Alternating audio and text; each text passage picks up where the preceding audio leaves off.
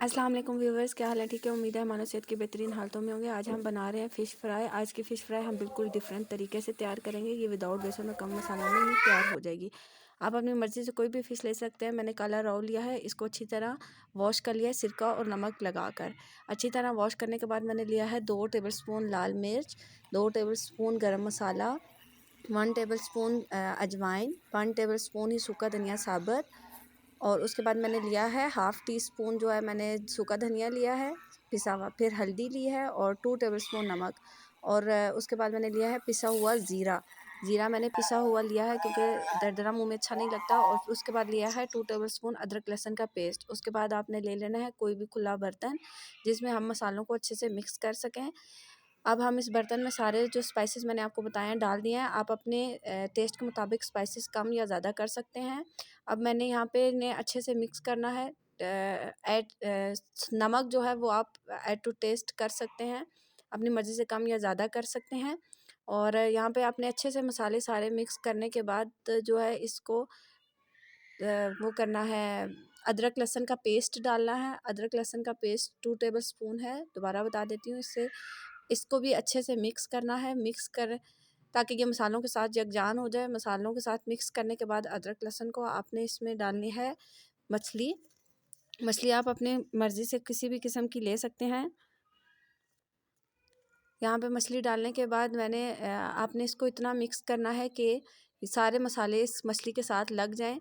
Viewers, आपने मछली को अच्छे से ड्राई करना है, तब ये सारे स्पाइसेस जो हैं मछली के साथ सेट होंगे, वरना ये अगर आप गीली मछली इसके अंदर डाल देंगे तो ये स्पाइसेस उसके साथ सेट नहीं होंगे।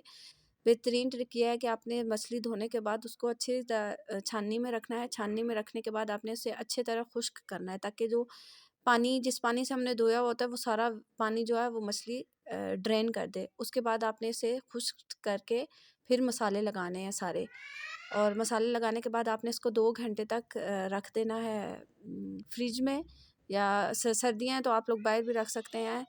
और ये देखें ये मैंने मसाले लगा के तैयार कर दिए हैं। अब जो है आपने ऑयल गरम कर लेना है। ऑयल गरम करके आपने इतना ऑयल गरम करना है कि ये ना बहुत जल्दी पके और ना ही जले।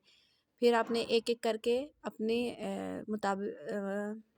बर्तन के मुताबिक आपने सारी फ़िश उसके अंदर डाल देनी है, और 10 मिनट तक आपने एक साइड चेंज नहीं करनी। जब 8 से 10 मिनट गुजर जाएँ तो आपने इसकी साइड चेंज करनी है एक-एक करके, और साइड चेंज करते हुए बहुत एहतियात करनी है ताकि टूटे नहीं। ये देखिए जैसे मैं आराम-आराम से एक-एक करके साइड इसकी चेंज कर रही हूँ, आपने भी ऐसे ही साइड चेंज करनी है एक-एक करके।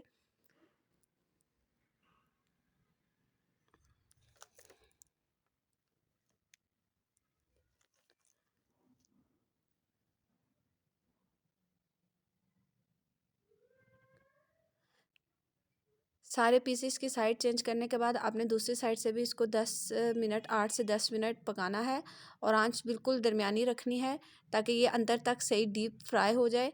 और